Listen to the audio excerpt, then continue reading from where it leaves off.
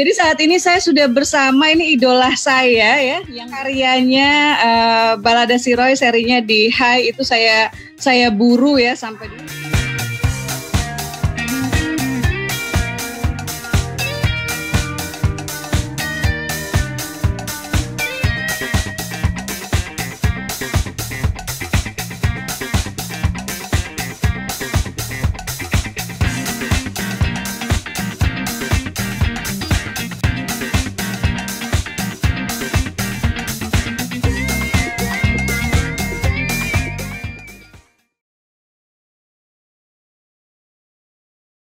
Jadi saat ini saya sudah bersama ini idola saya ya, yang dulu karyanya Balada Si Roy serinya di Hai itu saya buru ya sampai dulu nggak sanggup beli langganan majalah, jadi buru sampai ke lapak-lapak majalah bekas dan sakit hati karena pas lagi puncak-puncaknya tahu-tahu nggak dapat majalahnya ya. Jadi Mas Golagong ini sosok di balik banyak buku, salah satunya yang sangat legendaris dan sampai saat ini masih terngiang ya bagi banyak orang itu Balada Si Roy. Dan beliau juga Mas pendiri Rumah Dunia. Tidak semua penulis mau berbagi ya, aktif sekali membagi dan membangun semangat dengan gempa literasi ya Mas ya? Ya, ya. Ya, Mas Golagong gempa literasi, gempa yang menghancurkan kebodohan. Ketua Umum Forum Taman Bacaan Masyarakat. Masih Mas? 2010, 2015. Sekarang penasihat. 2015 tuh Wikipedianya berarti harus di ini. Sekarang penasihat ya. Semangat mengedukasi, semangat berbaginya luar biasa dan nggak salah toko perbukuan Islam juga ya Mas ya? Ya lupa tahun berapa ya? Tahun berapa, tapi toko perbukuan Islam sebelum Asma kalau nggak salah. Ya, setelah Helvi ya? Setelah Helvi ya. Asma setelahnya ya. Jadi orang hebat yang hadir di hadapan kita ini ya, beruntung buat teman-teman ada ini kita di Zoom ada memang tidak terlalu banyak orang tapi di live di Facebook biasanya di komunitas bisa menulis itu ratusan orang dan nanti komennya biasanya bisa ribuan. Mas Golagong terima kasih sudah hadir ya. Kita langsung bincang saja. Setahu Asma dulu penulis bukan profesi yang menjadi cita-cita pertama, ya kan? Ya, belum. Waktu itu karena ayah guru olahraga jatuh cintanya itu sama dunia bulu tangkis, ya. Dunia bulu tangkis. Sampai ada satu kondisi yang kemudian Mas terpaksa mengalihkan cita-cita. Kenapa profesi penulis yang kemudian dilirik, Mas? Ya, jadi profesi penulis itu yang tidak diskriminatif ya. Jadi siapa aja boleh. Lalu saya ketika lulus SMA daftar ke pengen jadi dosen gitu, jadi guru, nggak bisa waktu itu. Kalau punya cacat misalnya nggak boleh. Pada masa Orde Baru tuh banyak sekali aturan, bikin SIM susah nggak boleh, bikin ini nggak boleh. Akhirnya hobi membaca saya yang kemudian jadi solusi. Karena waktu SMA sudah menulis puisi kan, sudah bikin majalah, akhirnya saya masuk Fakultas Sastra. Intinya tadi profesi penulis itu tanpa diskriminasi. Selain tanpa diskriminasi, saya bisa siar lebih cepat tanpa perlu datang ke kota-kota. Saya bisa siar dan saya membayangkan kata Bapak, apa kalau kamu hebat, apa yang kamu katakan bisa didengar. Kayak gitu. Baik. Mas, tapi kan menjadi penulis tidak lantas membuat seseorang berpikir untuk, wah gue harus menulis yang mencerahkan nih, gitu ya. Ada perjalanan panjang juga kan, sampai akhirnya memutuskan menulis dengan misi gitu. Dan saya kira ini salah satu hal yang penting karena di KBM ini juga salah satu PR ya, salah satu bagian yang harus sama-sama kita perjuangkan. Masih banyak penulis yang melihat bahwa harus bikin judul yang sensasional gitu kan, kayak kemarin tuh ada pertanyaan ke sebelumnya Mas Guntur Suharyanto sutradara yang hadir dan ada yang bertanya, Mbak, Mas misalnya kalau judul Hasrat Seorang Ipar gitu ya, tema-tema pelakor gitu yang saja dengan kadang-kadang cukup vulgar gitu. Nah, kira-kira kenapa sih kemudian bagi seorang Golagong itu penting untuk menulis dengan misi? Ya, Mungkin karena saya ini hidup banyak lika-likunya ya, lika-liku. Kemudian saya memang bukan dari keluarga pesantren, tapi orang tua selalu mengingatkan apa yang kamu tulis itu nanti dimintai pertanggungjawaban. Nah, dari buku-buku sastra itu saya baca unsur intrinsik, memang disarankan kalau judul itu kalau tidak unsur where, di mana lokasi, when waktu, atau who, aku. Saya baca misalnya judulnya Musashi. Sekarang ada yang terbaru Harry Potter ya kan. Yang terbaru misalnya dulu Aisyah Putri ya, Asma ya. Asma. Nah, jadi daripada misalnya dia merebut istriku misalnya, saya lebih suka hari ini masih ada kereta yang lewat. Nah, masih lebih puitis lah. Jadi saya judul-judul novel saya sebetulnya mengacu ke disiplin ilmu sastra saya. Walaupun saya kemas dengan cara pop culture tadi. Oke. Mas Gong, setiap penulis kan punya proses kreatif yang berbeda ya, yang tidak selalu sama ya. Terus kadang-kadang ada yang melakukan, pokoknya ada ritual tertentu sebelum mulai menulis. Bagaimana orang Golagong itu menulis? Ya, kalau proses saya memang saya kan sebenarnya nggak punya bakat menulis.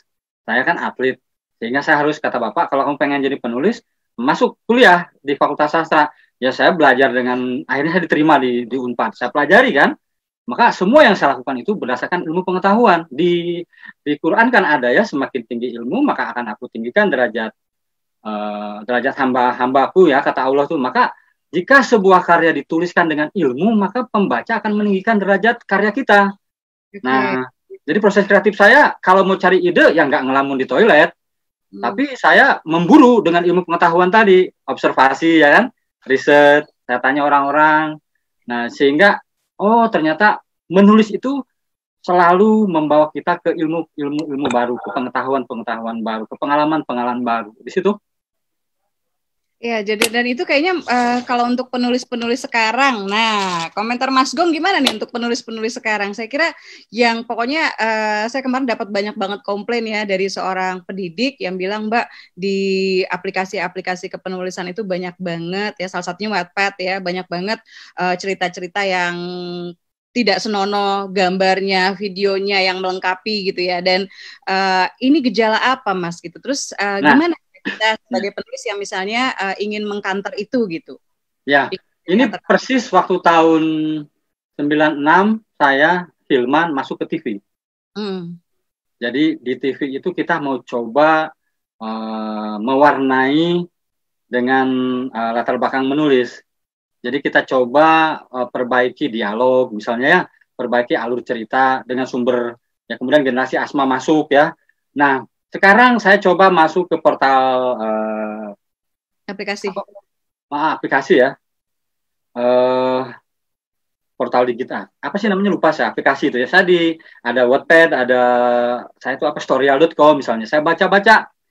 Ini hampir mirip KBM juga ya. Jadi hampir mirip dengan misalnya begini, pada masa dulu selalu ada generasi yang seperti itu. Jadi berulang nih siklusnya ya. Siklusnya terus berulang. Jadi memang ini, nah persoalannya sebetulnya kita nih, saya terutama harus pensiun sebetulnya. saya kembali ke komunitas, makanya saya sekarang mau tidak mau saya membuat kelas menulis online Golagong itu. Itu salah satu cara memberikan wawasan-wawasan ke mereka bahwa sastra itu sebetulnya bisa buat siar tanpa perlu menggurui misalnya. Seperti itu. Jadi kalau yang berceramah ya Ustadz, nah kita sebetulnya bisa.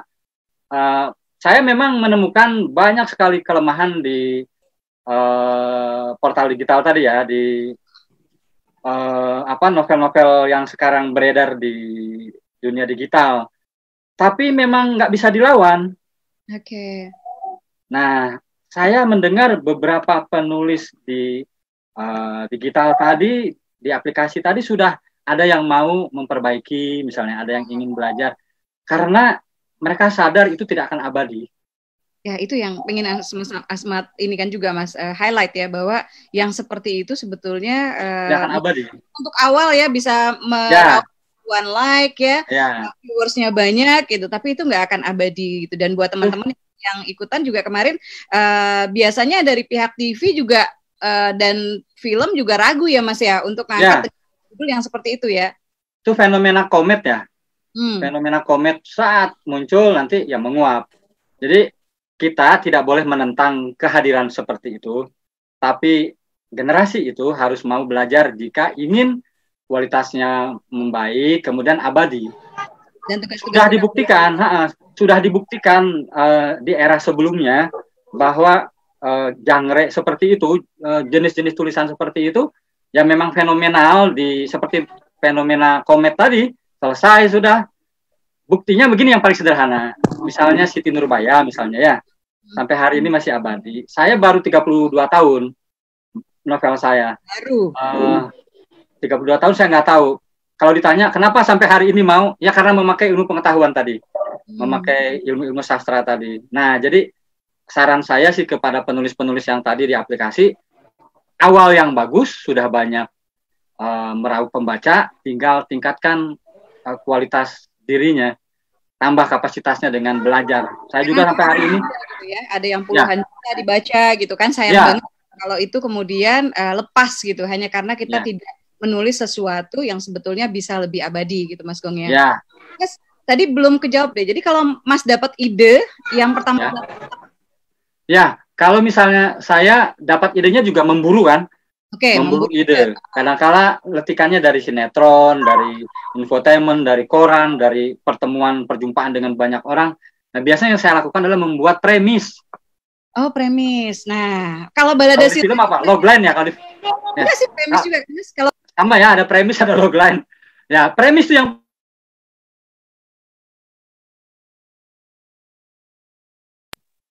kenapa di mute ini saya? Ya. Mas Gong juga ke-mute itu. Ya. Nah, jadi yang utama saya buat premis dulu. Premis. Kalau saya seorang sales, sinopsis dalam satu kalimat ya Mas Gong ya? Ya, sinopsis dalam satu kalimat. Itu apa tuh premisnya? Premisnya yang saya tulis itu cinta terlarang seorang petualang terhadap putri anak jawara. Oke, ya. Jadi buat teman-teman KBM nih PR nih ya, mumpung ada Mas Gong menyinggung soal premis dan memulai tulisannya dengan premis ya, membuat dulu coba novel yang sekarang sedang ditulis ya, coba buat premisnya gitu. Oke, lanjut lagi Mas. Terus? Ya.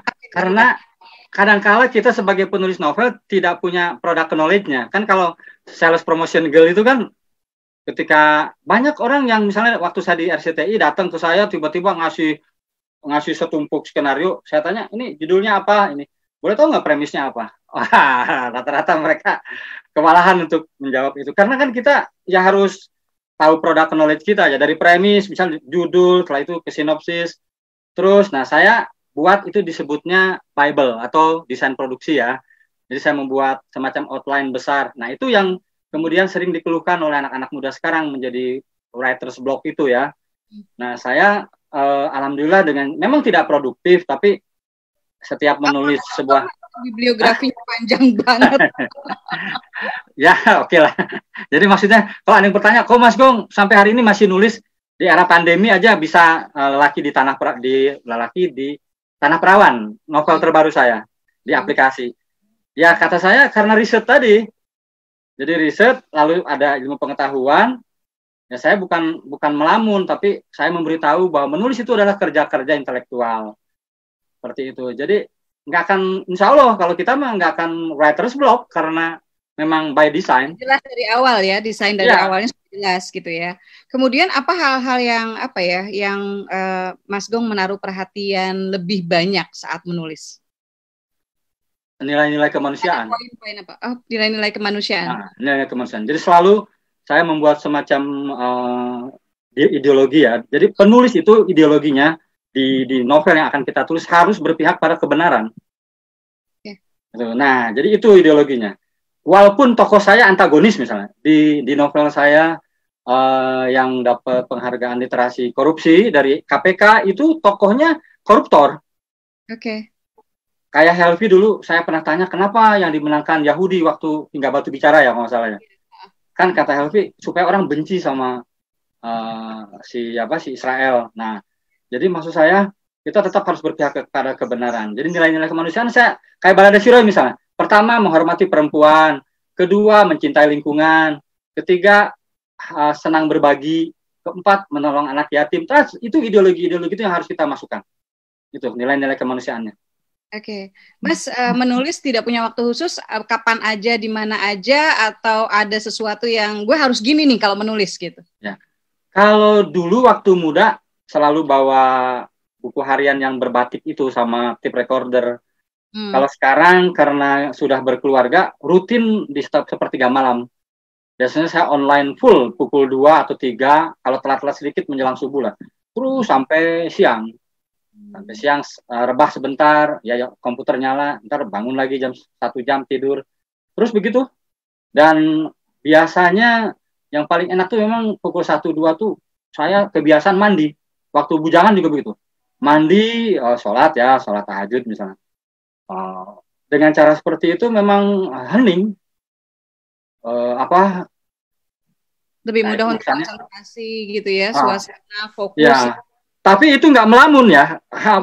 Perhatian buat orang-orang KBM bukan melamun. Jadi semuanya udah disiapin. Jadi tinggal buka folder outline sinopsis bab per bab itu sudah disiapkan. Jadi tinggal mengisi. Nggak tahu. Oke, buat teman-teman mungkin bisa di-mute dulu soundnya. Ya, lanjut Mas Gong. Jadi semuanya kalau misalnya seperti kemarin waktu lockdown tanggal 13 Maret saya udah mulai di rumah. 1 minggu saya persiapkan, saya membuat desain, bikin family tree dan sebagainya. Lalu setting lokasinya udah saya tempel-tempel di wall of fame gitu ya. Saya punya selalu tempel dinding. Nah, lalu barulah saya duduk mulai bikin outline, seminggu bikin outline. Jadi minggu bikin outline ya, bukan langsung terjun gitu ya. Oke. Nah, kenapa lelaki di Tanah Perawan ini lebih agak cepat? Selesai itu Maret, Juni selesai. Juni jadi sekitar berapa bulan tuh, 3 bulan. Itu draft ke-12 kalau salah. Draft ke-12. Jadi outline pertama, draft pertama selalu pakai unsur intrinsik itu. Misalnya saya ingat sekali omongan Asma tuh. Jadi Asma tuh pernah ngomong jangan menghalangi air bah kata-kata. Nah, itu benar tuh Asma.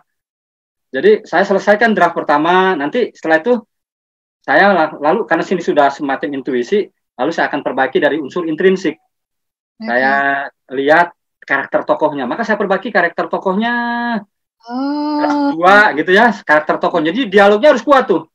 Lalu setelah selesai masuk ke mana? Oh, ke setting lokasi. Maka saya ubah setting lokasi supaya orang merasa ada di wilayah itu. Oke, ini terus buat Asma nih ya, karena saya biasanya melakukan Asma tuh melakukan belasan puluhan kali editing, tapi nggak seperti Mas Gong gitu. Padahal nggak apa-apa, jangan nggak perlu bukan. Enggak, kalau seperti Mas Gong ini menarik gitu loh. Kita punya satu, maksudnya itu bisa Asma lakukan, tapi mulai sekarang mungkin Asma harus melihat, oke, kali ini gue cuma pengen menaruh perhatian untuk revisi pada tokoh. Berarti yang Asma amati deskripsi tokoh gitu kan, informasi kemudian dialog ya, buang yang nggak perlu gitu kan Mas ya. Kemudian setting diamati deskripsi setting gitu kan ya, waktu yang digunakan, kemudian apakah ada alternatif lain, lalu hal-hal yang terkait informasi kayak gitu-gitu Mas ya, yang bisa digunakan gitu ya untuk itu. Itu menarik Mas, itu menarik. Thank you buat itu ya, dapat ilmu baru. Harus nih selalu. Terus ini setting ceritanya. Jadi saya ini kan sekarang mengambil setting cerita lockdown COVID, maka setting cerita itu yang harus, jadi dari mulai nanti draft beberapa terus tuh diingatkan dari awal tuh orang udah selalu merasa bahwa ini COVID terus. Nah, jadi selalu berarti apa? Masker, terus batuk, bersin, panas dingin. Nah, itu selalu di planting information tuh di situ.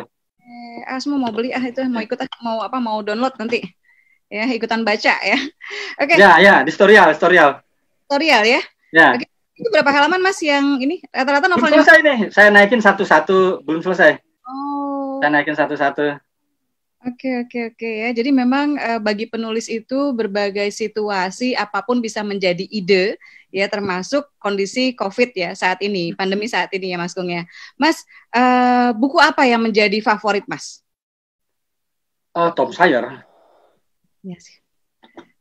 Jadi sampai hari ini saya belum dapat cerita anak yang, tapi ini selera ya. Saya baca Harry Potter itu, coba baca Harry Potter. Jadi waktu saya diamputasi tahun 74, buku pertama yang saya baca itu tiba-tiba kata Bapak benar, kalau kamu baca buku nanti kamu lupa bahwa kamu cacat. Jadi ketika saya baca itu, yang saya bayangkan tuh saya ada di sebuah sungai, kayak Tom Sawyer, jadi bertualang. Jadi di situ memang butuh ilmu yang luar biasa ya kalau bikin buku, lalu orang tergerak ingin melakukan hal sama.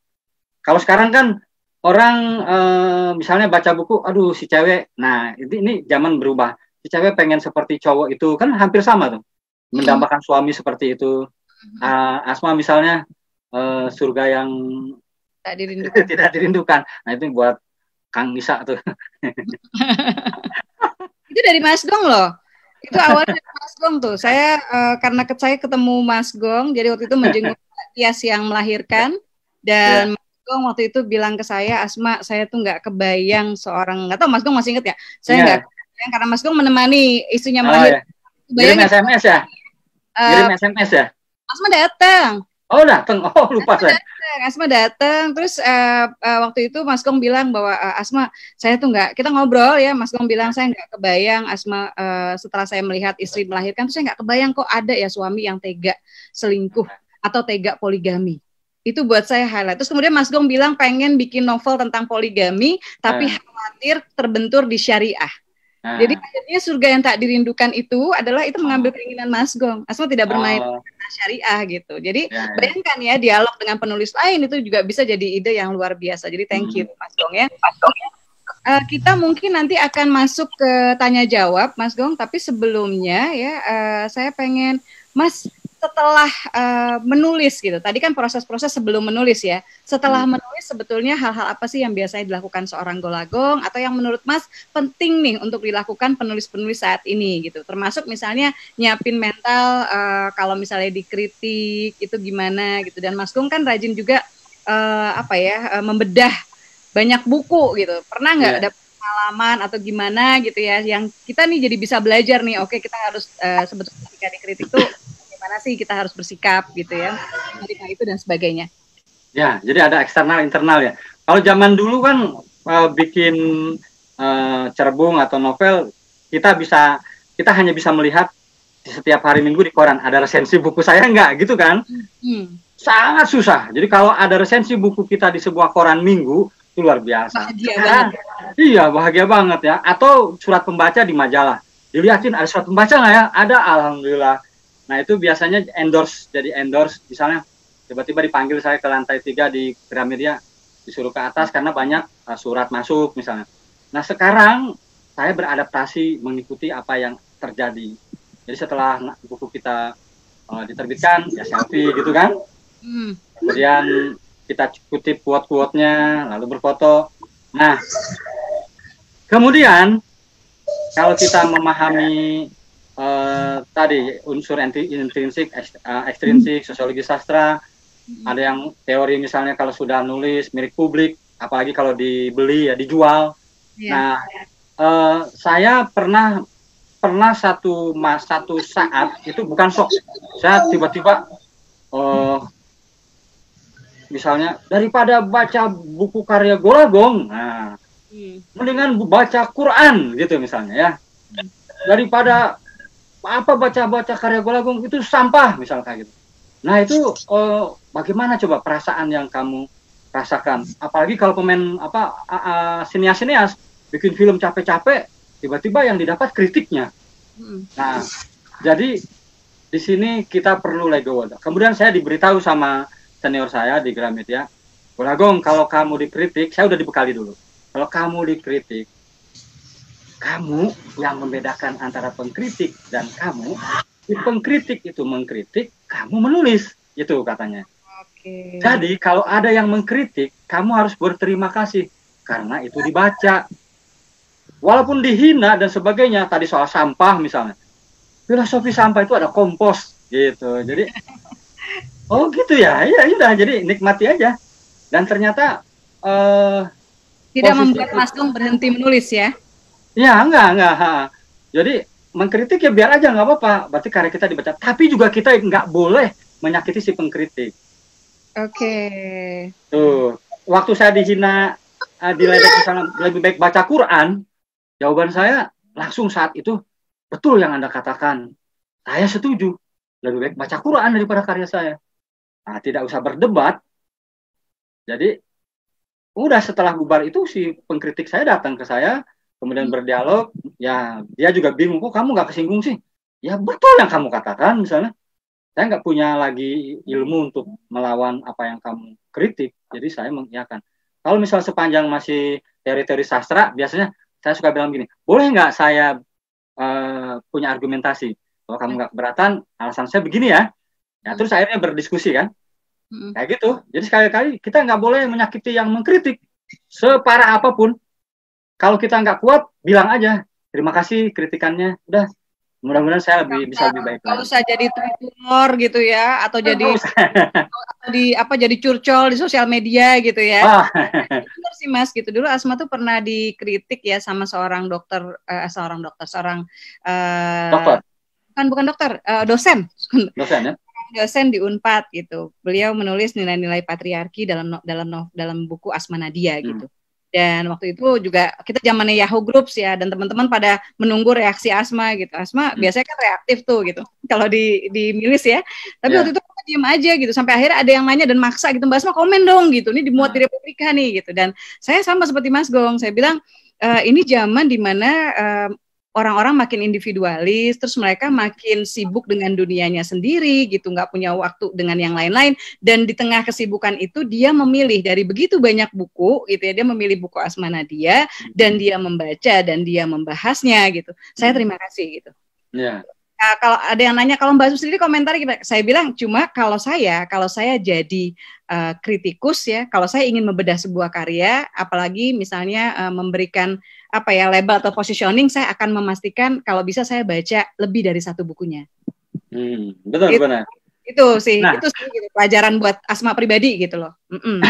Jadi sastra itu tidak bisa memuaskan semua orang, tapi yang paling utama bisa membahagiakan penulisnya. Oke, jadi jangan sampai penulisnya nggak bahagia gitu ya. Kita harus bahagia. Selama nulisnya stres gitu, setelah terbit di gitu kan sakit hati. Udah nggak usah ya. Kamu tetap harus bahagia ya. Oke. Mas Gong, ada pesan nggak yang ingin disampaikan? Ini buat teman-teman ya, sebetulnya yang belum mendownload KBM App. Jadi KBM App itu aplikasi di Google Play Store. Cuma saat ini memang dalam maintenance ya, Tendi ya? Ya, Basma lagi maintenance, lagi servernya lagi kita beresin. Iya, jadi minta sabarnya ya. Mudah-mudahan insya Allah KBM App-nya cepat sembuh. Dan teman-teman kemarin udah ada yang dapat royalti 6 jutaan loh Mas Gong. Dalam waktu 12 juta. Berapa? 1 bulan 2 juta. 12. 1 bulan 12 juta. Bahkan kemarin akhirnya kurbannya karena ini ya lewat ya. Jadi minta doa semua ya, mudah-mudahan KBM-nya cepat sembuh. Mas Gong, ada yang bertanya di sini, Mbak Tirik boleh nanya langsung loh sama Mas Gong nih yang dituliskan di chat. Ini di Zoom. Langsung aja live ya. Itu teman-teman bisa interaktif. Wajahnya. Atmosfernya juga berbeda nih, karena kita nanti juga bisa foto bareng nih dengan pembicara. Iya. Silakan. Atau saya bacakan, mohon maaf izin bertanya, bila di tengah perjalanan cerita berkembang dari potensial keluar premis konfliknya, diteruskan atau kembali ke premis, Mas Gong? Berdasarkan pengalaman saya saja ya. Jadi, kalau misalnya tiba-tiba di tengah jalan ada ide-ide baru yang tidak terhubung dengan desain pertama, bikin aja itu novel kedua. Kalau saya begitu. Jadi, saya selalu menuntaskan dulu saja. Selesaikan. Kalau misalnya punya ide baru yang terkait ke salah satu tokoh, maka itu biasanya disebutnya tokoh masa depan. Jadi misalnya terkait, ya sudah, berarti si tokoh itu tokoh masa depan. Nah, berarti dia akan bergulir. Nah, carilah transisinya. Bagaimana dia bisa masuk terkait ke si tokoh utama agar si tokoh baru atau ide baru tadi bisa muncul storyline-nya, muncul ceritanya di bab-bab berikutnya. Kalau misalnya tadi terkait, kalau nggak ada, ya kalau kamu mau coba silakan. Kadang-kadang nggak selesai itu. Jadi ada digresi, ada lanturan-lanturan. Baru lagi. Kita pusing sendiri, pusing sendiri. Kalau gini penulisnya bisa stres nih ya. Iya. Iya, silakan Tendi, ada lagi mungkin yang ingin bertanya yang di Zoom, silakan. Buat teman-teman yang saat ini menyaksikan live-nya di komunitas Bisa Menulis di grup ya, jangan lupa share, colek-colek yang lain ya, karena ini ada hadiah-hadiah, ini ada bagi-bagi LM juga gitu. Dan saya mau ngasih ini Tan, ya bukan saya sih sebetulnya, mau ngasih KMO ya. Ini novel terbaru buku ya. Kalau nanti dikirimkan, Asma mau ngasih ini nih, kita bagi ke ada berapa nih? Pokoknya komentar baru nih, buku baru ya. Novel baru. Sehidup Sesurga. Denganmu. Mana apa bagus ya, biasanya kan Sehidup Semati, ini Sehidup Sesurga. Iya, Sehidup Sesurga. Jadi bagus. Nanti juga Asma minta kritikannya Mas Gong nantinya ya Mas ya. Dibedah aja Mas Sesurga ya. Saya mau bahas judul ya. Judul sip. Jadi kita ini harus mencoba setiap menulis itu out of the box tadi ya. Kan mainstreamnya itu Sehidup Semati ya kan. Nah, Asma bagus tuh udah out of the box, tiba-tiba disodorkan frasa baru, Sehidup Sesurga. Nah, itu menarik gitu. Jadi kadang-kadang judul itu kenapa? Dan judul ini penting ya? Iya penting. Kadang nggak tahu Asma judul itu setelahnya atau di awal. Kadang-kadang kan itu nggak ada masalah ya. Mau di awal, mau di tengah, di akhir. Asma setelahnya biasanya. Setelahnya ya? Biasanya punya judul awal, tapi kemudian seringkali selama ya? sih tetap nyari-nyari gitu, apa sih yang lebih yang lebih bagus gitu, alternatif. Nah, itu yang sering dilupakan oleh para penulis. Inventory, penemu. Oke. Ya, siapa yang bisa membayangkan misalnya tiba-tiba judul orang desa Siti Nurbaya. Iya, itu tuh. Nama tiba-tiba. Sekarang Asma ketemu Sehidup Sesurga. Ya, itu kan sesuatu, itu inventory itu penemuan itu. Tiba-tiba apalagi selain Siti Nurbaya, misalnya kalau luar misalnya, tiba-tiba ada Musashi, ada lagi misalnya Hercules. Kalau di Indonesia yang terbaru Dilan misalnya ya, kayak Asma tadi surga, tiba-tiba kok yang tak dirindukan gitu ya, ada semacam metafor-metafor.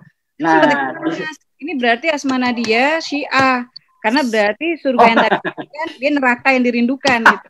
Jadi ya. Saya nggak masuk ke situ lah. Gimana Mas? Terus gimana Mas? Jadi itu setiap penulis harus menjadi penemu.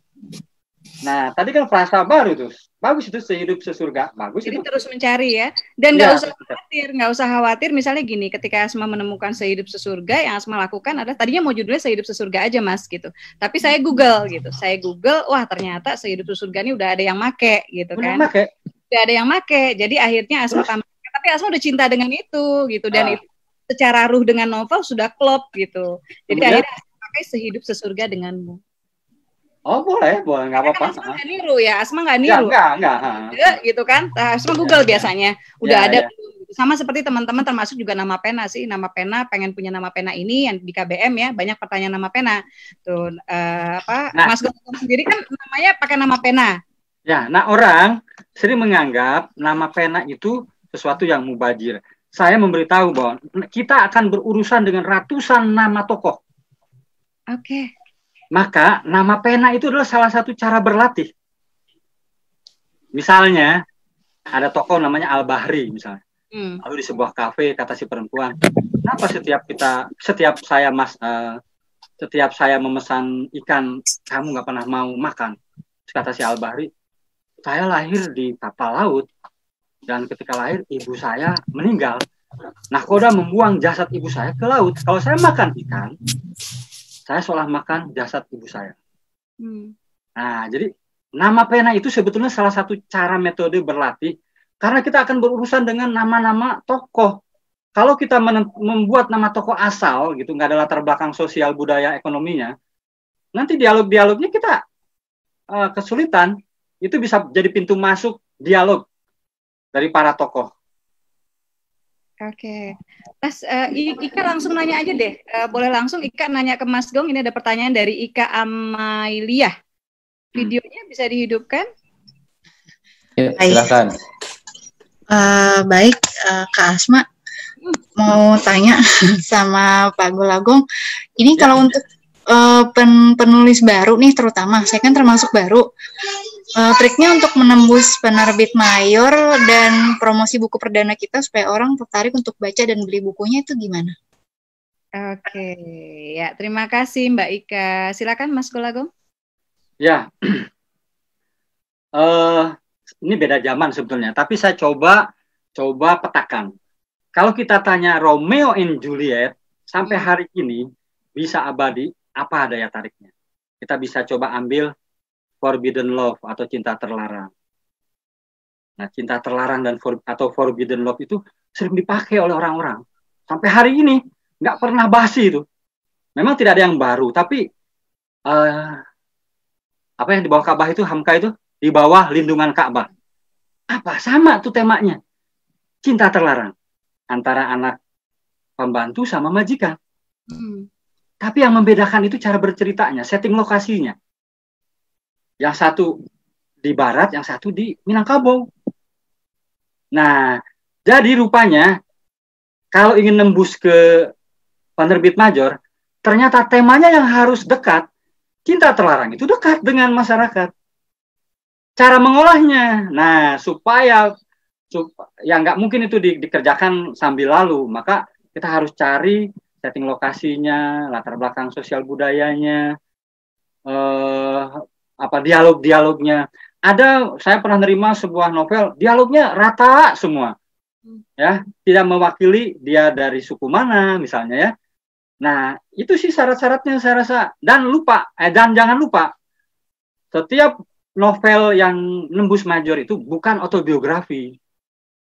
Yes. Nah, hampir kebanyakan penulis, pemula terutama, selalu merasa bahwa kisah hidupnya atau kisah temannya yang sukses itu bagus dijadikan novel.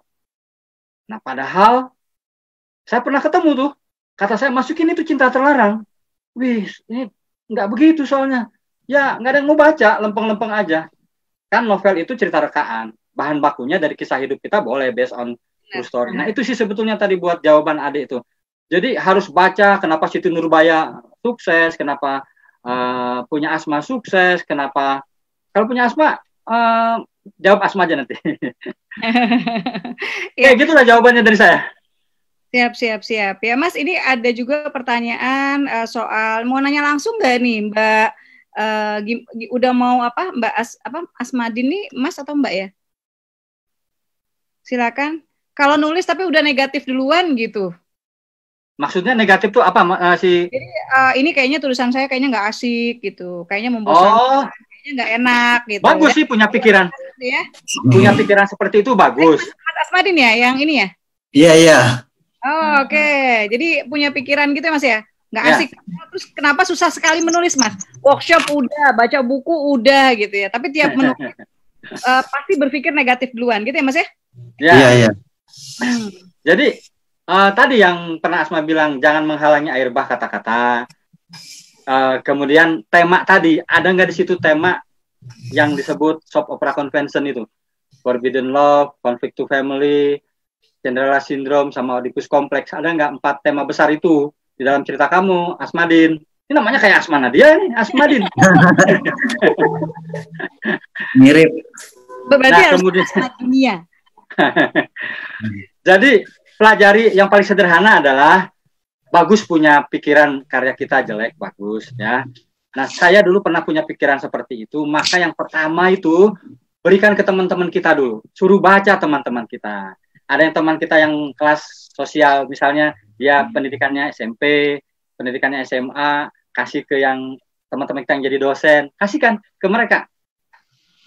Nah, kamu tahu nggak unsur intrinsik? Kenal nggak unsur intrinsik? Asmadin? Mas Asmadin? Nggak kenal? Nah, jadi kalau saya boleh mengkritik nih ya, saya baca, kan saya suka menyimak di fanpage, di page halaman-halaman Facebook tuh. Jadi mohon maaf ya, saya sekali lagi mohon maaf. Iya, tidak apa-apa.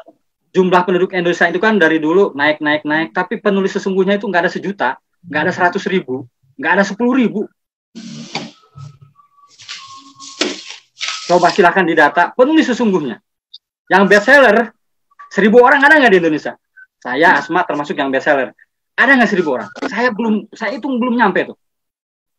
Bener nggak Asma? Silakan tuh data. Unsur intrinsik itu saya nggak ngerti deh. Apa tadi Asmadin jawab ke saya ya, tidak tahu unsur intrinsik. Pelajari unsur intrinsik. Jadi kalau sudah mempelajari unsur intrinsik, insya Allah kita akan percaya diri. Jadi saya bukan mematahkan semangat. Saya juga suka bilang begini maksudnya.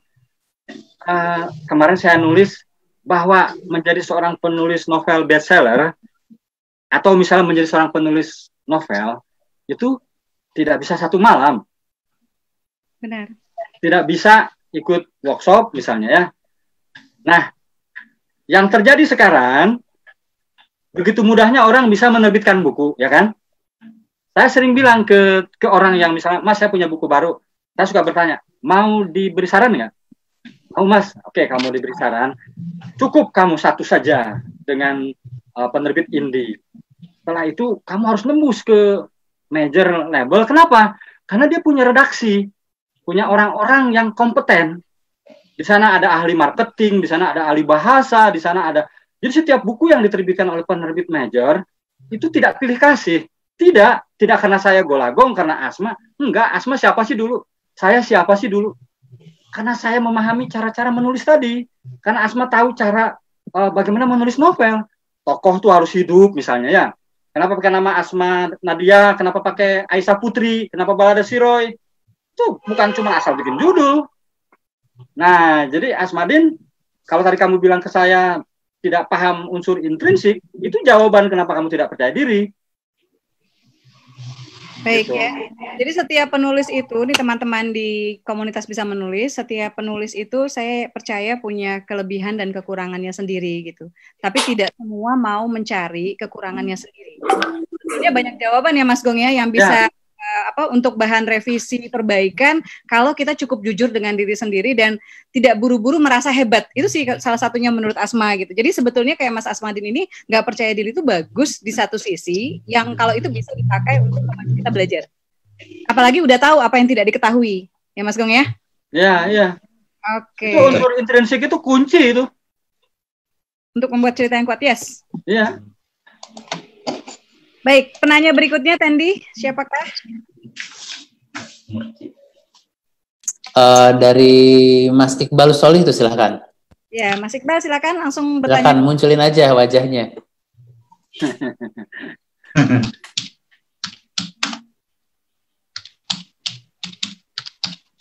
Mas Iqbal. Silakan Mas. Sudah siap? Kalau nggak masuk, Mbak Pipit, silakan Mbak Pipit Fitria. Iya. Iya. Mbak Pipit Fitria. Bukan Pipit Senja, bukan. Kemana ya Teh Pipit ya? Mudah-mudahan sehat beliau ya Mas ya. Iya. Ada? Oke, ada? Silakan Mbak Pipit. Oke, silakan. Mbak. Ya. Mbak Desi ya? Mbak Desi mau nanya? Oh, waalaikumsalam. Oke, silakan Mbak Pipit. Iya. Saya kan penulis pemula ya. Jadi yang biasa menulis non-fiksi. Nah, kalau kemudian suatu ketika pengen juga gitu ya nulis fiksi, nah mungkin apa yang harus dilakukan? Kesulitannya, ya. Jadi kadang merasa kesulitan untuk mengembangkan cerita yang memang tidak senyatanya gitu ya. Nah, itu bagaimana tips dan triknya supaya bisa juga menulis fiksi. Gitu. Oke, kali ini untuk penulis non-fiksi yang pengen juga bisa menulis fiksi ya Mbak Pipit ya. Iya, lanjut silakan Mas Gong. Nah, orang tidak sadar bahwa tulisan-tulisan non-fiksi kita itu sebetulnya bisa didistribusikan ke para tokoh. Oke. Kalau misalnya ada satu buku non-fiksi tentang parenting misalnya, lalu lihat bab 1, bab 2, bab 3. Kalau dalam buku itu ada 10 gagasan, itu bisa didistribusikan ke 10 tokoh. Jadi si tokoh ini dia expert, dia ahli misalnya di wilayah, misalnya di buku itu bicara tentang pernikahan dini misalnya. Maka jadikanlah satu tokoh perempuan yang selalu vokal bicara tentang pernikahan dini. Saya sering mengcopy paste gagasan-gagasan saya. Misal suatu hari saya menulis sebuah esai tentang trotoar misalnya. Trotoar di Indonesia misalnya belum tegas, sering digunakan untuk ekonomi misalnya untuk berjualan. Maka itu jangan jadi gagasan si penulis, jangan dimasukkan ke narasi, jangan jadi opini. Nah, maka saya harus cari tokoh LSM yang vokal bicara tentang trotoar tadi. Tinggal copy paste dialog-dialognya itu. Saya bagi ke 10 bab. Kalau dia lagi ngomong sama pacarnya, saya ambil yang dialog ini, tinggal dikasih tanda kutip. Buka, kutip, tutup. Mudah. Jadi Mbak harus bangga udah punya buku non-fiksi, itu cobain, praktekin. Itu menjadi dialog-dialog dari tokoh yang relevan dengan topik yang Mbak tulis. Iya, jadi lebih kurang kayak fiksikan ini ya, dalam non fiksi kan juga ada tokoh-tokoh gitu, atau ada biasanya ya, jadi kan mereka karakter ya yang mewakili sosok-sosok dalam novel kita gitu nantinya, gitu ya Mas Gong ya? Ya, betul. Oke, ini berikutnya ada Mbak Rita ya, mau nanya ya? Yang sudah videonya sudah siap. Tadi siapa petanya berikutnya? Bisa Mbak Desi, silakan Mbak Desi kalau ada yang ingin ditanyakan. Mbak Desi siapa? Setelah Mbak Desi siapa? Biar langsung agak cepat kita. Setelah Mbak Desi silakan Mbak Lita ya, silakan. Oke, Mbak Desi dan Mbak Rita. Mbak Desi dulu silakan. Atau Mbak Rita? Desi aja, Bun. Iya, silakan. Bismillahirrahmanirrahim. Assalamualaikum. Senang sekali bisa ngobrol sama Bunda. Desi gini Bun, Desi kan biasanya ceritanya tentang adat dan budaya Minangkabau ya, lebih ke sananya. Tapi kebanyakan sekarang orang lebih memilih cerita, cuman Desi diri di latar belakang adat dan budaya agar anak-anak atau maksudnya remaja-remaja itu paham dengan apa itu adab, agar mereka bisa menempatkan diri di lingkungan masyarakatnya, karena kita juga ingin meninggalkan jejak kebaikan sih Pun sebenarnya gitu kan, karena hidup gak bakalan lama, itu aja kayaknya Bun. Mohon bantuannya gimana mengembangkan itu aja sih Bun. Terima kasih banyak. Assalamualaikum. Assalamualaikum warahmatullahi wabarakatuh. Langsung Mas Gong terkait warna lokal juga berarti ya. Kemudian Asma diulang deh, enggak tadi putus-putus. Kalau saya tidak salah menangkap, karena tadi juga di sini putus-putus ya Mas. Jadi yang ditanyakan itu beliau ingin menulis dan biasanya yang ingin diangkat itu dari latar Minang Mas gitu. Jadi mungkin terkait warna lokal sama mungkin juga menyelipkan mungkin kebaikan yang ada ya. Atau kadang-kadang kan bukan kadang-kadang di mana kita berpijak biasanya selalu ada barangkali rakyat atau barangkali nilai-nilai ya, warisan budaya yang mungkin punya nilai kebaikan yang bisa diangkat gitu. Atau Mbak Rita menurut salah nih Asma menyimpulkan ya. Silakan. Oke. Minang itu surga bagi penulis ya. Jadi bahan Hamka, semua dari sana, situ Nurbaya, Palasuhan. Wah, pokoknya tanah air bahasa di sana di Minang. Jadi saya mau kasih contoh. Novel saya Balada Siroy itu novel remaja. Tapi di dalamnya ada unsur lokal color, ada warna budayanya, budaya Banten, budaya Bandung. Lalu dia berjalan ke beberapa kota, walaupun dikemas dengan gaya pop culture tadi. Kalau setting lokasinya, sekarang kan banyak yang setting lokasinya begini, itu bisa terjadi di mana saja, itu juga boleh. Tapi kalau mau abadi misalnya, yang paling bagus memang menggali tradisi lokal, kelokalan itu. Minang memang sudah banyak ditulis, tapi itu tidak akan pernah habis. Kalau mau punya waktu banyak, yang harus riset, misalnya ke Pulau Nias, ke Mentawai, ke Kubu Dalam. Kalau tinggalnya di mana tadi? Kalau tinggal di Sumatera, coba misalnya susuri sungai-sungai di sana. Di Sumatera itu ada kekayaan lain selain gunung, di pedalaman ada sungai. Saya nyari novel yang berlatar Sungai Musi belum banyak. Desi sekarang sedang mengangkat Pagaruyung sih Bang, Pagaruyung awalnya dari mana datangnya. Iya, Desi sedang mengangkat Pagaruyung dari mana, kan Pagaruyung itu di kampung Desi sendiri ada peninggalan sejarahnya namanya Kuburan Anak Rajo. Memang kebetulan ada situs budayanya. Nah, Desi mau angkat itu sekarang sebenarnya gitu kan, cuman itu hati-hati jangan sampai nanti jadi buku sejarah. Kalau tidak memahami unsur intrinsik sudah tahu Desi. Unsur yang ada di dalam tulisan kita, Bang. Udah tahu itu ya? Ya.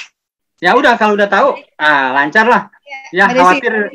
Masukannya Mas Gong tadi perlu diperhatikan ya Mas ya, agar kalau kita mau mengangkat, bagus mengangkat warna lokal, kita mau mengangkat sejarah ya, tapi jangan sampai buku kita menjadi buku sejarah.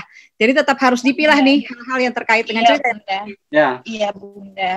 Oke, baik, terima kasih Mbak. Bunda. Terima kasih banyak Bunda. Sama, sukses.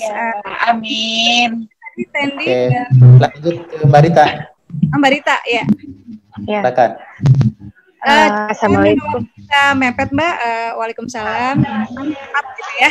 Singkat. Iya. Seberapa penting sih ide itu yang supaya lebih lama kita dikenangnya gitu? Ide cerita mungkin yang membuat tulisan kita menjadi lebih baik selain unsur intrinsik tadi. Gimana Mas Gong? Terima kasih Mbak Rita.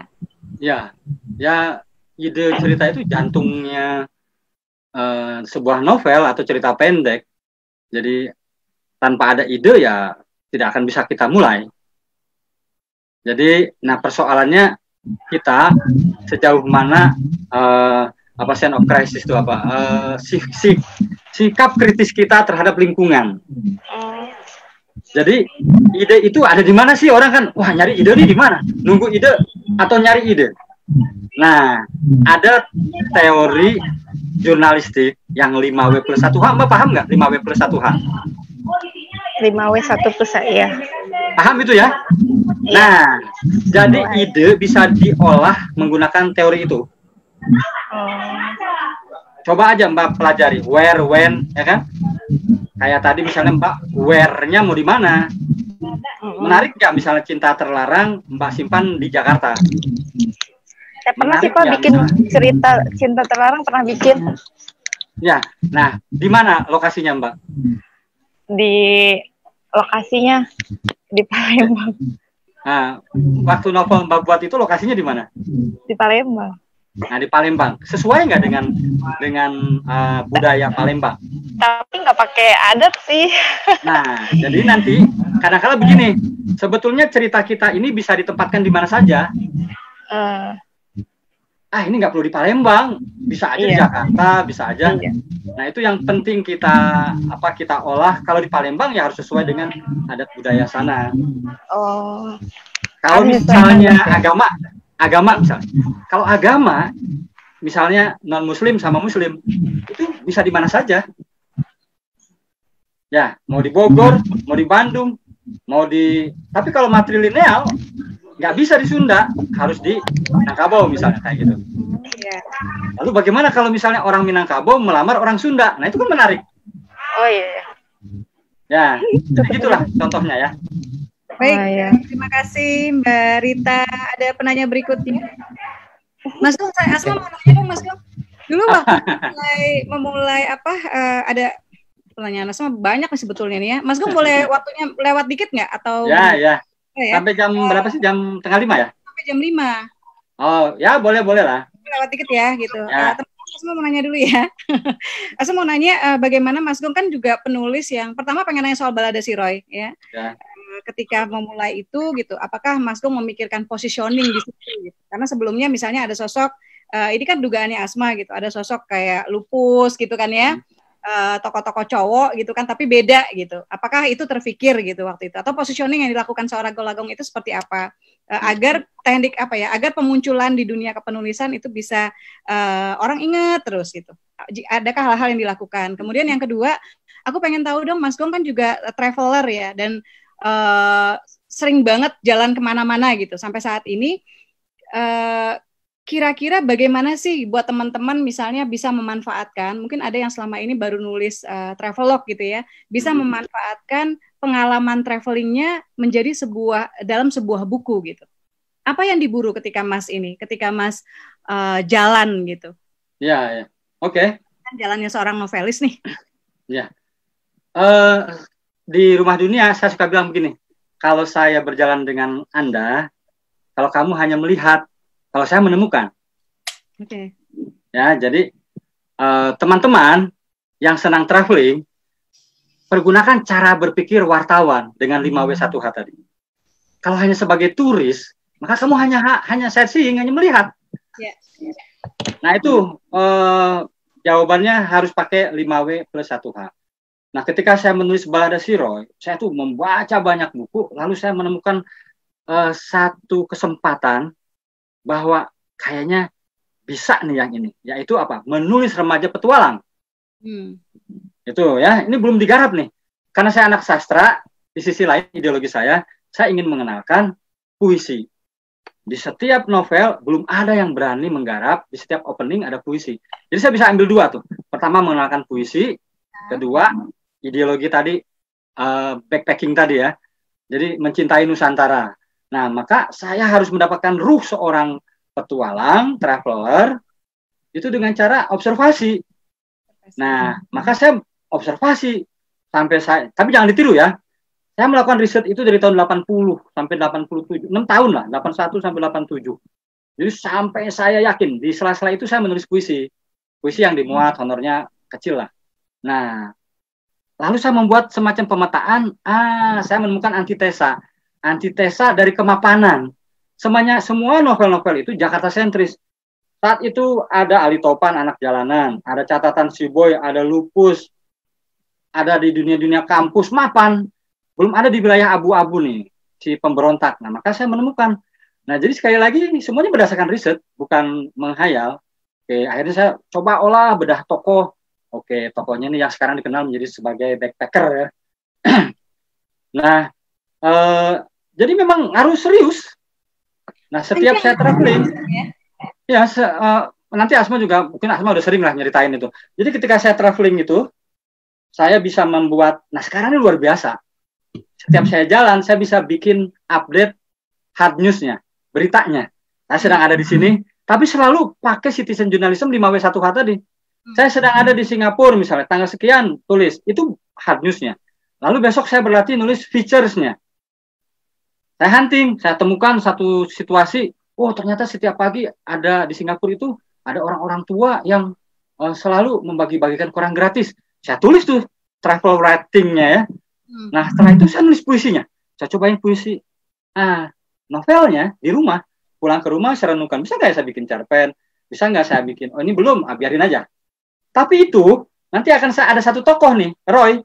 Tokoh Roy yang datang ke sana. Saya jadi diubah menjadi tokoh lain. Proses menjadi Roy. Saya menjadi Roy, si orang tua itu. Kemudian dengan imajinasi unsur intrinsik. Jadilah sebuah episode. Ya gitu. Mantap ya buat teman-teman. Jadi 5W1H-nya diterapkan terus ya Mas Gong ya? Ya betul. Ikro. Iya. Tapi persiapannya juga luar biasa risetnya. Oke, pertanyaan silakan. Siapa yang ingin bertanya? Tendi sekarang? Dari Mbak Isna, silakan Mbak Isna. Mbak Isna. Nah, unmute. Hari ini langsung ya Mbak ya. Jadi teman-teman jangan disia-siakan waktunya. Gini, misalkan kan kita sering membuat tulisan ya, kita ngambil dari berbagai sumber, misalkan dari internet. Kita ambil sebagian dari tulisan itu, apakah termasuk dalam plagiat ya Mbak ya? Gimana Mas? Terima kasih Mbak. Berapa persen ya? Saya lupa. 20% masih bisa. Misalnya misalnya gini. Saya punya tokoh mau ke Palembang.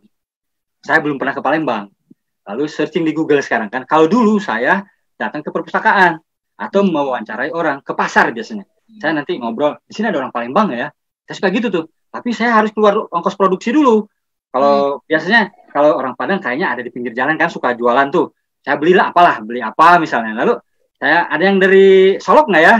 Ada yang dari ini nggak? Di sana kalau, nah disitulah. Nah sekarang semuanya bisa menjadi lebih mudah, searching di Google muncul semua.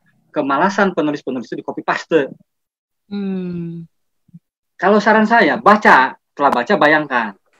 Nah jangan tutup tuh, jangan di copy paste.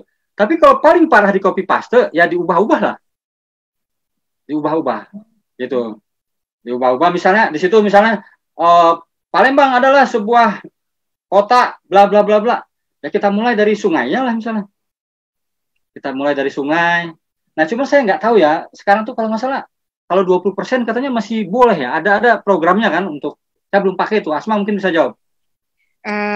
Persentase Asma nggak paham juga sih Mas, tapi Asma lebih prefer kalaupun memang kita mau copy paste ya diubah gitu ya. Terus lebih baik sebetulnya tadi Mas Gong bilang gitu, kita baca, abis itu kita tutup gitu kan. Dan kita kalau mau ngangkat itu sudah itu jadi menjadi bagian dari wawasan aja sih gitu. Kalau kita mau angkat, kita mau ambil dari mana gitu. Ya Mas ya? Ya. Oke, ya ada lagi penanya yang lain? Oke, Mas Muhammad Solihin ya, yang angkat tangan. Silakan Mas. Muhammad Solihin. Sambil minum ya. Silakan. Ya, silakan. Terima kasih Mbak Asma, Mas Golagong. Halo. Waalaikumsalam. Ya, Assalamualaikum warahmatullahi wabarakatuh. Memang saya penulis pemula, mengikuti jejak Mas Golagong. Kalau beliau ada rumah dunia, saya punya Lentera Dunia, Mbak. Berkah. Di kota mana itu? Di Kabupaten Pasir, Kalimantan Timur, Mas. Rintisan di pedalaman Kalimantan. Ya. Untuk Mbak Asma juga setiap YouTube-nya saya selalu ngikutin, selalu belajar dari penjelasan-penjelasan Mbak Asma. Baru nih Mas. Untuk Mas Isa juga buku-bukunya sudah kami miliki, cara menulis novel, 101 dosa penulis, kalau nggak salah ya itu juga sudah kita miliki. Nah, jadi ada beberapa hal Mbak yang menjadi permasalahan kami sebagai penulis pemula. Mungkin tadi sudah beberapa yang sudah dijawab. Yang pertama, memang terkadang ketika begini Mbak, kebetulan juga saya sudah menerbitkan buku indie, judulnya Guratan Kisah Rentang Waktu. Cerpen. Kalau lagi live begini, bukunya diginiin Mas, jadi bisa sekalian promo ya Mas Gong ya? Ya. Mbak. Ada apa judulnya? Guratan Kisah Rentang Waktu, Mas.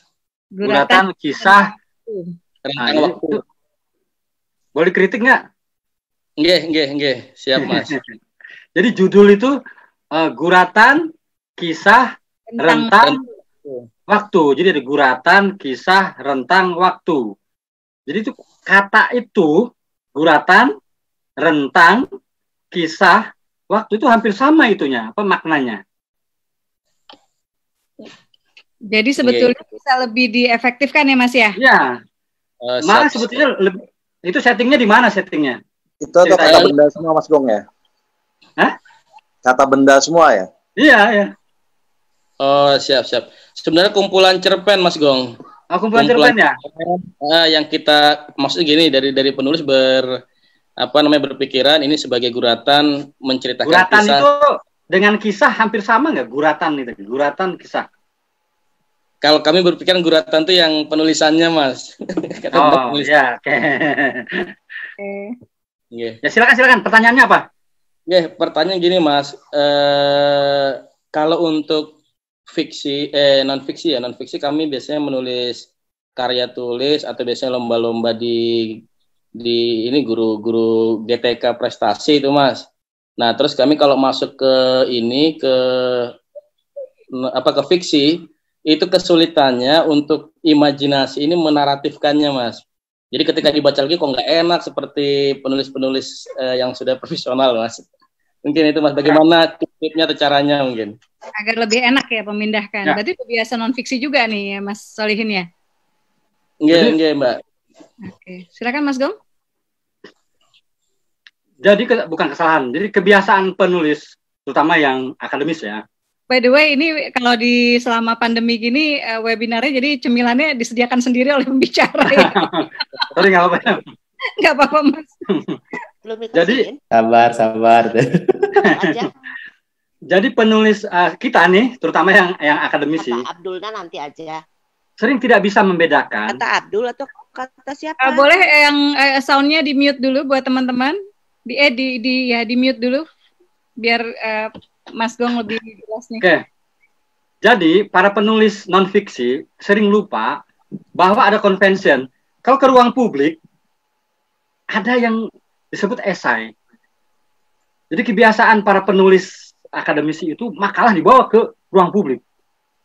Padahal itu sebetulnya di ruang-ruang privasi, di seminar misalnya ya, di perkuliahan. Nah, teknik menulis esai ini yang sebetulnya adalah transisi masuk ke fiksi. Nah, kelemahan-kelemahan penulis non-fiksi yang akademisi tadi, ya di situ. Jadi formal tulisannya. Nah, saya sering membaca, disuruh nulis esai, nulisnya makalah mulu. Pak, ini bukan lagi kuliah, Pak. Jadi ini masuk ke, jadi kalau ke ruang publik itu ada convention, ada kesepakatan, yaitu disebutnya esai. Nah, esai itu ada teori, ada ilmunya juga. Nah, kalau orang udah menguasai esai, kayak Asma misalnya di Republika sering tuh mudah bikin novel, karena memang esai itu adalah salah satu teknik menulis opini dengan cara sastra. Kalau kita bikin arsiran, fakta, arsiran sama sastra itu di tengahnya itu di non fiksi tuh. Esai tadi ada di wilayah itu. Nah gitu Pak Muhammad Solihin, mohon maaf, barangkali coba ditelaah apakah selama ini menulis non fiksinya bergaya akademisi atau sudah mengikuti convention atau kesepakatan di ruang publik tadi. Iya, dan akan kalau misalnya teman-teman yang ingin hijrah atau ingin menjajaki dari non fiksi ke fiksi ya, maka banyaklah baca buku-buku fiksi ya, banyaklah baca novel-novelnya Mas Golago. Lelaki di Tanah Perawan ya Mas ya, di Storia. Ya. Di sini sah kok sama Boska MO. Ini Tendi Murti ini yang nerbit ini nih Mas, Bidadari untuk Bebas, Surga ini. Saya tuh ketemu sama Mas Golago dulu waktu di Cirebon Mas. Iya, wajahnya familiar banget. Ya, wajah di mana-mana ada muncul ya. Ya, jadi banyak baca novel-novel ya, banyak baca kumpulan cerpen kalau pengen jadi cerpenis ya Mas ya, dari hijrah fiksi gitu ya. Karena nanti akan dapat tuh, akan terbiasa tuh. Ibaratnya bernafas nih, kita yang selama ini di daratan kita coba pelan-pelan mengubah gitu ya. Biar bisa nafas di air juga gitu. Buat semua anggota KBM nih, sabar.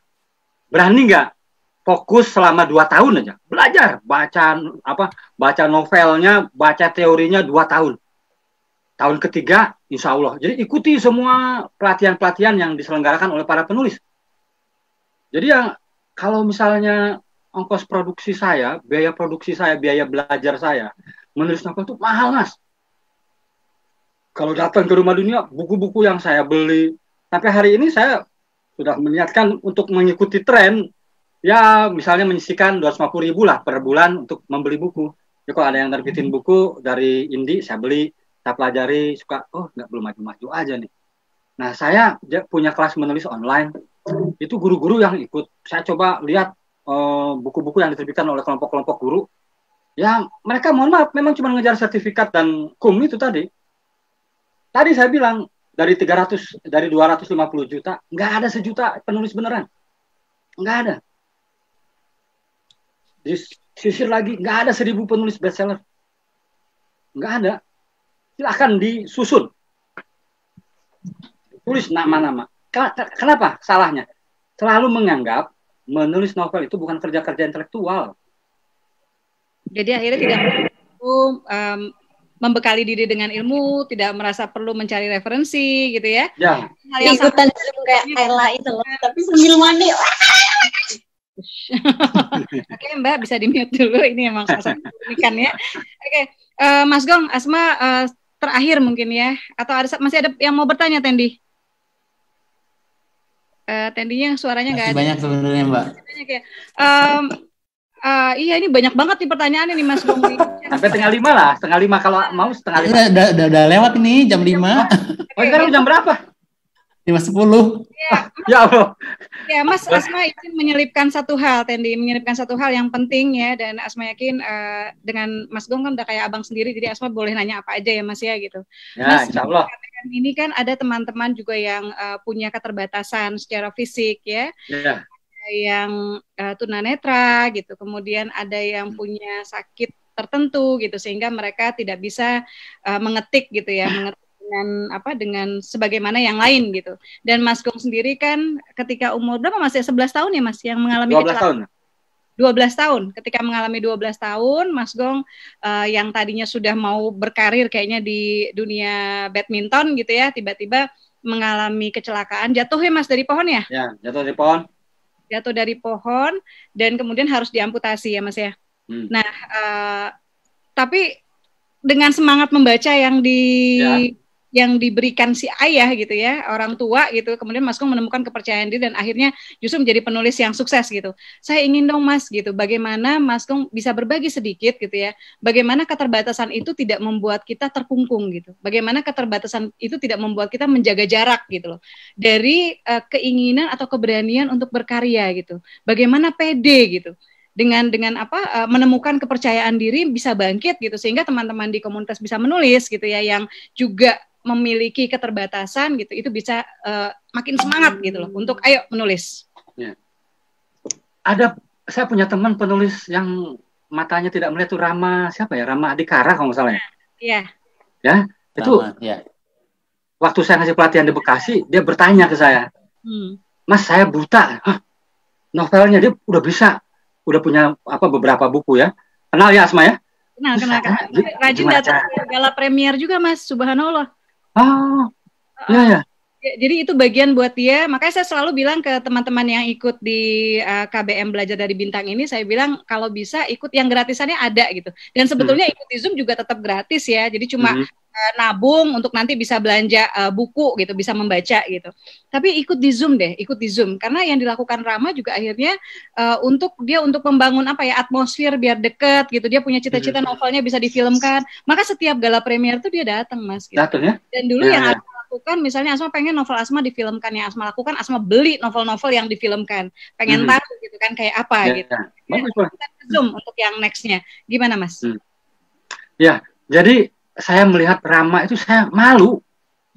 Buset kan saya tuh nih orang, kalau saya tangan satu masih bisa 5 jari.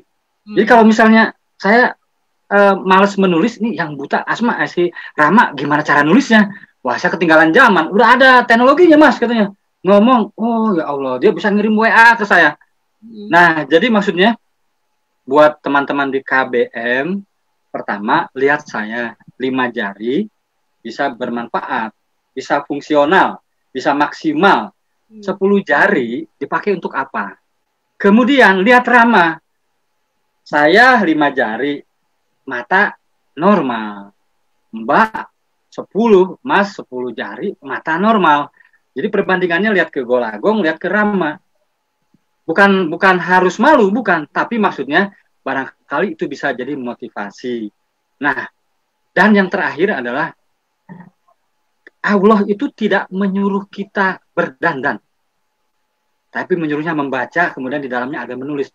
Nah, saya tuh sama Bapak di doktrinnya itu, kamu. Ini yang perempuan tersindir. Benar tapi benar Mas. Iya, itu kan ayat itu untuk semua jenis kelamin kan? Betul. Jadi Allah itu tidak diskriminatif. Wahai perempuan misalnya ya, kalau laki-laki bekerjalah, enggak kan? Tapi semuanya membaca. Jadi itu kalau kamu menulis, kamu sedang jadi prajurit Allah, itu aja. Baik. Jadi harus. Saya itu paling sederhana pemahaman saya itu. Kenapa saya membaca dan menulis? Jadi kalau nanti membaca, oh ternyata menulisnya jadi baik. Kalau membaca, jadi anggota dewannya amanah. Dengan membaca, menulisnya kita paham mana yang harus ditulis, mana yang enggak. Mas Gong, tapi melalui masa sempat misalnya nggak percaya diri gitu atau apa untuk bisa menemukan semangat untuk bangkit gitu loh. Saya bukan takabur ya, bukan takabur. Saya pernah mengunggah, satu foto baru bangun dari operasi. Yeah. Jadi ketika saya bangun, saya lihat tangan saya tanya ke Mak, tangan Heri panjang lagi nggak? Kata Mak, panjang lagi. Udah selesai, kata Mak panjang lagi. Coba kalau dibilang, kalau panjang lagi foto-foto dong buat kenang-kenangan. Lalu saya difoto kan. foto itu disimpan, tapi tangan saya nggak panjang lagi. Nah, ibu saya, emak sama bapak tahu tangan saya nggak akan panjang lagi, tapi beliau udah berjanji ke saya, tangan saya akan panjang lagi. Maka dicarikan caranya, yaitu kamu baca dan berolahraga. Dengan cara itu kamu akan lupa bahwa kamu cacat. Nah, akhirnya saya boro-boro dikasih Tom Sawyer.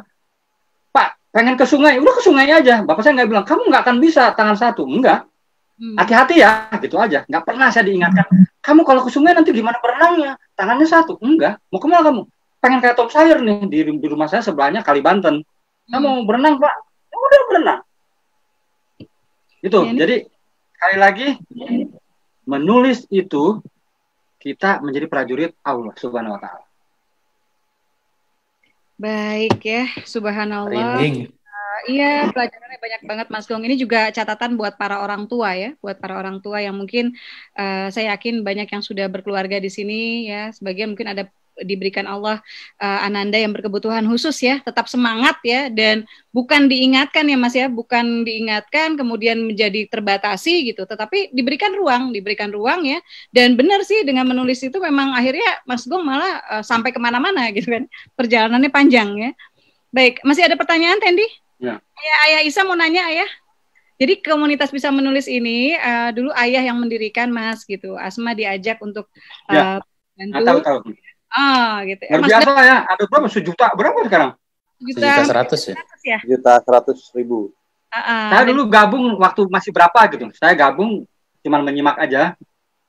Dan ini buat Asma bagian dari ini juga loh Mas. Maksudnya dirimu tuh rendah hati sekali gitu. Kamu tuh gabung ke sini gitu ya, dan meramaikan gitu. Dan buat saya itu salah satu hal yang kita penulis-penulis nih harus bisa belajar juga gitu dari Mas Gong gitu ya. Untuk satu update gitu kan, biar kekinian gitu ya. Lihat platform-platform yang ada gitu. Dan kenapa ya? Enggak, yang belum diceritain kan akhirnya tangan diamputasi, tadinya mau bulu tangkis jadi nggak bisa. Itu kemudian akhirnya memutuskan jadi penulisnya itu gimana ceritanya ya Mas Gong ya? Ya. Oke. Tadi sebetulnya pertama udah sempat disinggung sih ya, tapi mungkin bisa lebih detail Mas. Kenapa tertarik menulis nih dari fisik kan, dari tadinya cita-cita yang aktivitas fisik gitu kan menjadi non fisik. Saya penolakan nggak Mas Gong waktu mulai ngasih naskah? Ya. Saya badminton itu kan masih saya jalani karirnya sampai juara se-Asia Pasifik ya di Olimpiade Cacat ya. Jadi saya ini juara Asia Pasifik tahun 86-90 sekarang ASEAN Para Games ya. Jadi saya sadar jadi atlet cacat itu nggak akan bisa menghidupi. Nah, waktu saya kuliah di sastra, kemudian saya bilang ke emak, saya mau ngasih novel ke Gramedia, ke majalah Hai. Nah, emak saya ngasih duit. Kamu jangan sampai berkonflik. Maksudnya, katanya, beli tangan palsu. Saya dikasih, ibu saya membobok 1 celengan, ada 1,5 juta tahun 88. Saya ngikutin. Saya nggak pernah menolak keinginan orang tua. Kata emak, beli tangan palsu, saya beli tangan palsu. Udah saya pakai tangan palsu, saya datang ke Gramedia. Memang nggak ada perlakuan diskriminasi. Mau kemana? Pemotretan Pak, kata saya. Pakai jaket jean gitu ya. Itu berbeda ketika setelah saya memberikan manuskrip itu pada si Roy. Saya bilang kalau Hai nggak mau, saya kasih ke majalah lain. Tapi ini cocok buat Hai karena saat itu dia punya brand laki-laki, gitu. Seminggu saya diundang datang, saya lepas tangan palsu. Saya kasih tahu. Jadi memang sangat manusiawi lah. Karena memang waktu itu image-nya orang cacat tuh minta sumbangan mulu. Saya juga nggak bisa nyalahin. Saya disuruh nunggu. Kalau dulu kan waktu pakai tangan palsu, suruh naik. Itu langsung ke lantai 3. Pas mau ketemu siapa? Ke majalah Hai. Oh itu, tunggu bentar. Tungguin gitu ya. Yang kemudian si security itu setelah saya jadi golagong, ketemu suka, Mas maaf ya Mas ya, nggak apa-apa, santai aja, Anda udah benar gitu. Siapa tahu saya mau minta sumbangan kan. Nah juga begitu di majalah Hai, saya duduk di ruang tamu, redaksinya lewat setengah jam, 15 menit kali saya nungguin. Ya biar aja saya dibekali sama orang tua, gap psikologis itu. Nah buat orang tua yang punya anak, Jangan orang tua mengompori si anak. Jangan misalnya, kalau kamu nanti di jalan ada yang ngeliatin, pukul aja. Orang tua saya enggak. Kalau kamu jalan, orang ngeliatin kamu, jangan menganggap orang itu menatap kamu hina. Kasih senyuman. Katanya senyum saya manis katanya. Jadi itu Mas Isa. Jadi perlakuan diskriminasinya bagi saya masih wajar lah. Manusiawi. Jadi sekali lagi, jangan langsung diterima ya naskah pertamanya. Nah, yang pakai ilmu tadi. Jadi bahan persiapan. Semua yang tadi Asma bacain novel kan? Jadi semuanya mau diadu argumen juga dia nggak bisa. Saya sales promotion girl-nya. Ini saya bilang begini, ini Roy antitesa dari Boy. Hai, sekarang pengen punya tokoh laki-laki, ini jawabannya. Kalau lupus itu permen, ini batu. Kalau lupus itu pop, ini rock. Gitu. Kalau nggak mau, nggak ada jawaban 1 minggu, saya kasih ke penerbit lain. Nah, yang tadi Asmadin bilang, kalau saya percaya diri, karena saya sudah pelajari itu. Kalau ini ditolak, rasanya nggak mungkin gitu. Apalagi setiap awal ada yang out of the box-nya, yaitu puisi. Saya akan ngasih konsistensi. Nah, ini konsistensi kita sebagai penulis. Selalu ada sajak di awalnya, puisi. Yang kemudian banyak melahirkan penyair nasional sekarang itu banyak testimoni dari dari puisi-puisi balada si Roy. Jadi gitu Mas Isa. Jadi ilmu yang membuat diri ya Mas ya. Terima kasih Mas Gong. Ya, ilmu yang membuat percaya diri. Masih ada mungkin kalau pertanyaan lagi boleh. Boleh. Mas Gong boleh tanya nggak satu nama itu nama pena kenapa pilih Mas Gong? Kenapa ya? Nama penanya kenapa Gol Agong? Kenapa Gol Agong? Ya. Nah, ini buat yang lain ya. Jadi waktu awal itu pakai nama Heri Hendrayana Haris. Istilahnya tanda kutip link and match ya. Jadi ketika balada si Roy pakai nama balada si Roy lalu nama penulisnya Heri Hendrayana Haris, menurut mereka tidak memiliki misteri. Tapi ini pelajaran berharga, selalu harus minta izin sama orang tua. Saya pulang ke rumah, saya bilang sama emak bapak, novel saya diterima, tapi nama Heri Hendrayana Haris nggak bisa dipakai, Pak. Wah, kenapa, Pak? Bapak saya tuh pengen bangga-banggain anaknya kan, kalau misalnya tuh ada di koran, ada di majalah. Gimana? Nggak bisa. Terus bapak saya bilang, jadi karyamu Gol ya? Iya, Pak. Terus kata emak saya kan selalu nasihatin ya, nah kalau kamu jadi penulis, ya kalau sukses, kalau menulis harus harus menyisakan sesuatu di hati pembaca, seperti bunyi alat musik gong. Gong itu kalau dipukul tuh lama tuh nyisanya, di telinga tuh. Oh, terus kalau kamu sukses jangan sombong, semua dari Allah.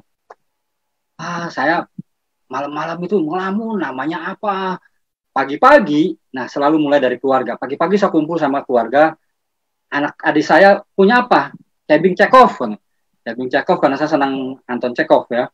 Chebing Chekhov. Yang sana Siki Nangka karena saya hobi makan nangka. Siki Nangka, Chebing Chekhov. Terus apalagi kembang sepatu.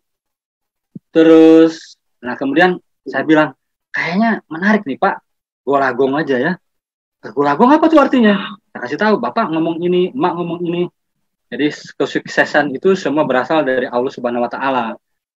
Bapak saya ini Emak terutama ya. Emak ikhlas pakai nama itu. Kalau Emak saya nggak ngizinin, pengen pakai nama Heri Hendrayana Haris, barangkali balada si Roy nggak akan ada.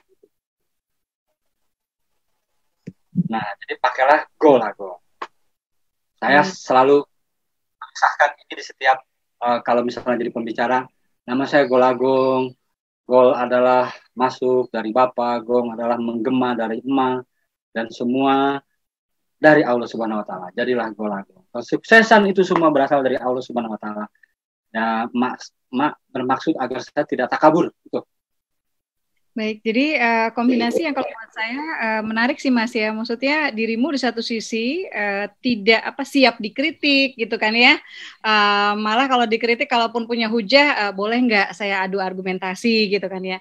Tapi di sisi lain Mas juga percaya diri gitu ya, karena punya ilmu gitu ya. Jadi percaya diri tidak membuat sombong. Saya pikir ilmu membuat sombong gitu, itu sesuatu. Buat teman-teman silakan satu penanya lagi. Desi boleh Bunda? Mbak Desi boleh gantian dulu sama yang lain karena kita ada 61 orang di sini. Boleh sebentar ya Mbak Desi ya? Boleh, oke. Silakan. Ada Mas Bahrul mungkin bisa dibantu? Iya, silakan teman-teman yang ingin bertanya, satu kesempatan terakhir. Bertanya? Mas Omar Rahad. Omar Rahan. Mana Mas? Silakan di unmute Mas. Oke. Ya, silakan Mas. Videonya bisa di... Ya. Waalaikumsalam warahmatullahi wabarakatuh. Waalaikumsalam warahmatullahi wabarakatuh. Terima kasih atas kesempatannya dari Bunda Asma sama Ayah Gong ini. Jadi pertanyaan yang pertama buat Bunda Asma ya. Gimana sih? Ke Mas Gong aja nih, saya juga lagi menentuk ke Mas Gong nih. Tapi nggak apa-apa. Oke. Ke Mas Gong. Yang pertama ini pengen nanya, apa cuman konflik aja ya yang bisa menghidupkan dalam cerita sebuah novel itu? Terus yang kedua, ini gimana sih seberapa banyak tokoh yang ideal dalam sebuah cerita itu? Itu aja. Dalam sebuah novel ya, berapa banyak tokoh yang ideal dan yang menghidupkan sebuah novel. Silakan Mas Gong. Makasih ya. Ini karena waktunya sedikit, saya promo. Nanti setelah selesai ini silakan kunjungi YouTube saya Golagong TV ya. Di situ ada tip menulis. Silakan, banyak tuh tip menulis di sana. Kita harus tahu bahwa premis tuh dimulai sebuah novel itu dari premis. Premis itu di situ udah jelas ide dasar cerita. Itu harus ada tokoh, konflik, ending.